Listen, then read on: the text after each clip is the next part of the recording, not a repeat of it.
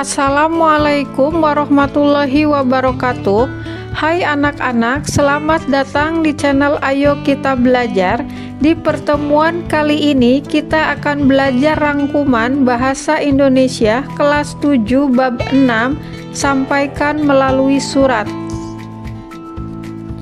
Mengenal surat pribadi dan surat resmi. Surat merupakan sarana komunikasi tertulis yang penting dalam berbagai aspek kehidupan, baik itu untuk keperluan pribadi maupun keperluan dinas. Surat pribadi adalah jenis surat yang ditujukan untuk kepentingan pribadi penulisnya, seperti surat kepada keluarga, surat perkenalan, atau surat untuk sahabat.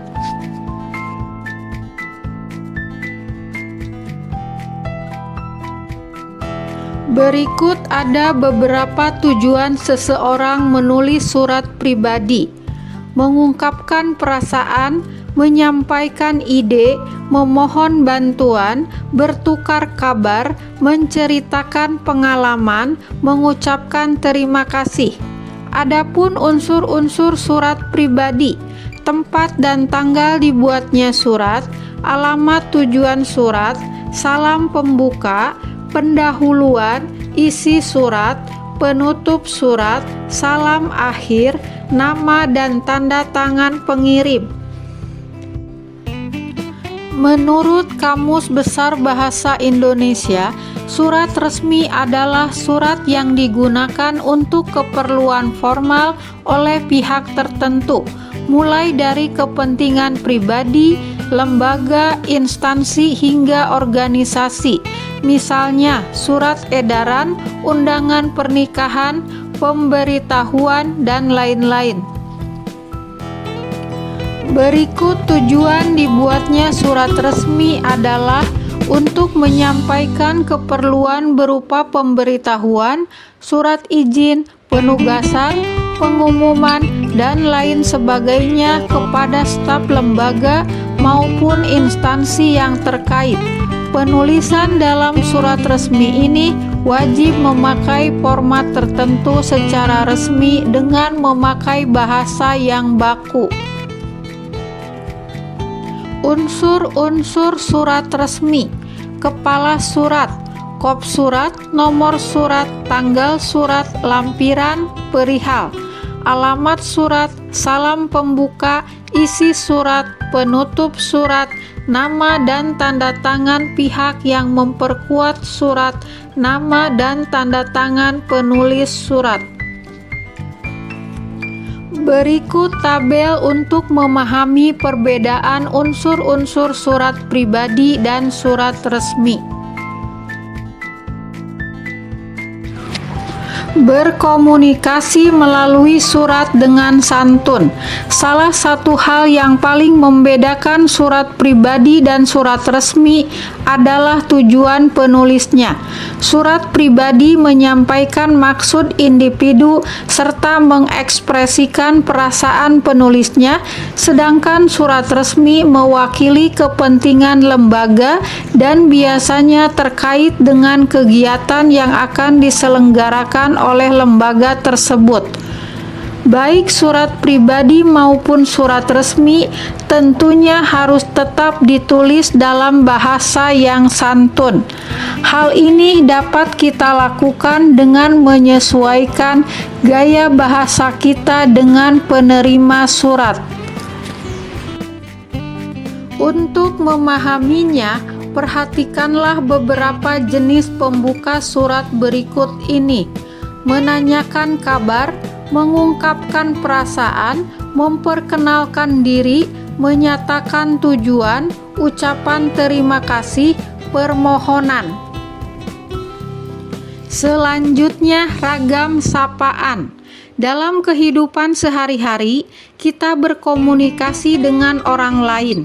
Orang lain itu bisa saja anggota keluarga, guru, teman, dan lain-lain. Penting bagi kita untuk berkomunikasi kepada orang lain dengan sopan. Salah satu norma berkomunikasi santun adalah menggunakan kata sapaan yang tepat. Kata sapaan adalah kata untuk menyapa seseorang. Kata ganti atau pronomina. Pronomina atau kata ganti adalah kata yang dipakai untuk mengacu kepada kata benda atau nominal lain. Misalnya, kata ketua OSIS dapat diacu dengan pronomina dia atau ia. Dari segi fungsinya, dapat dikatakan bahwa pronomina menduduki posisi yang umumnya diduduki oleh nomina, yaitu sebagai subjek, objek, dan predikat dalam beberapa kalimat tertentu. Ada 3 macam pronomina dalam bahasa Indonesia: pronomina persona, pronomina penunjuk, pronomina penanya.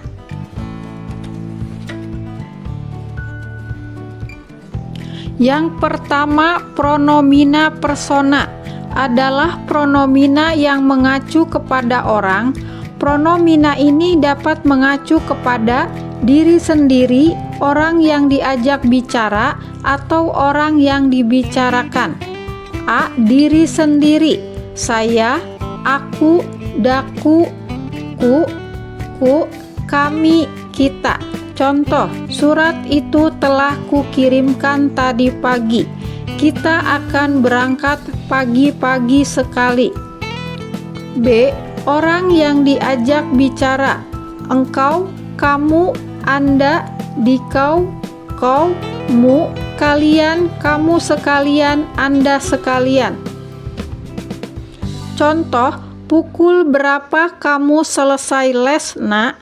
Kalian akan pergi kemana liburan nanti? C. Orang yang dibicarakan: ia, dia, beliau, nya, mereka. Contoh, dia setuju dengan keputusan kami. Teman-teman akan datang. Mereka akan membawa makanan dari rumah masing-masing. Yang kedua, pronomina penunjuk. Pronomina penunjuk terdiri atas pronomina penunjuk umum: ini, itu, penunjuk tempat, sini, situ, sana, dan penunjuk ihwal, begini, begitu. Contoh, Bu Guru memberikan ini kepada saya sebagai kenang-kenangan. Siapa yang mau pergi ke sana? Lain kali jangan berbuat begitu lagi. 3. Pronomina penanya. Pronomina yang dipakai sebagai penanda pertanyaan. Biasanya yang ditanyakan adalah orang siapa, barang apa, atau pilihan mana. Contoh, siapa yang akan memberi kata sambutan? Joni habis membeli apa? Rumahmu yang mana?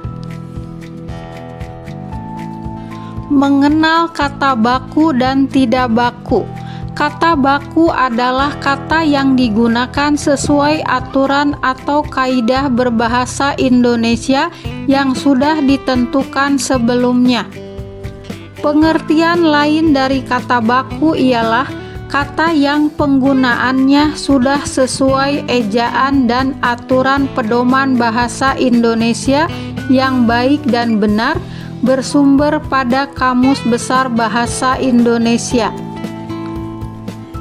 Bentuk baku dalam pemakaiannya ditandai dengan penggunaan pilihan kata yang cermat, tepat, efisien, serta sesuai dengan kaidah-kaidah yang berlaku dalam bidang tata bahasa, peristilahan, dan ejaan.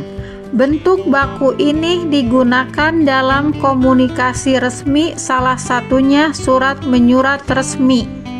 Sedangkan kata tidak baku adalah kata yang tidak memenuhi kesepakatan atau standar yang telah ditetapkan dalam KBBI. Kata tidak baku muncul karena dipengaruhi oleh dialek daerah atau kata serapan yang masih asing. Penggunaan kata tidak baku sering kita temukan pada percakapan sehari-hari. terutama ketika berkomunikasi dengan keluarga maupun teman dekat. Fakta dan opini. Pada saat membaca informasi di media sosial, kita harus dapat mengenali informasi yang benar dan akurat. Selain mempelajari latar belakang dan kepakaran pemberi informasi pada media sosial, kita juga perlu memilah informasi yang bersifat faktual dan informasi yang bersifat opini. Menurut Kamus Besar Bahasa Indonesia, fakta adalah hal atau keadaan, peristiwa yang merupakan kenyataan, sesuatu yang benar-benar ada atau terjadi. Sedangkan opini adalah pendapat, pikiran, dan pendirian. Adapun cara berkomunikasi melalui surat, kita harus berkomunikasi dengan santun karena kita harus menyesuaikan pilihan kata dan sapaan dengan penerima pesan atau surat. Surat pribadi dan surat resmi memiliki unsur yang berbeda.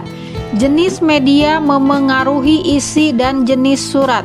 Menulis surat dan mengirimkannya dalam bentuk cetak berbeda dengan menulis unggahan pada media sosial. Nah, anak-anak sudah selesai. Wassalamualaikum warahmatullahi wabarakatuh.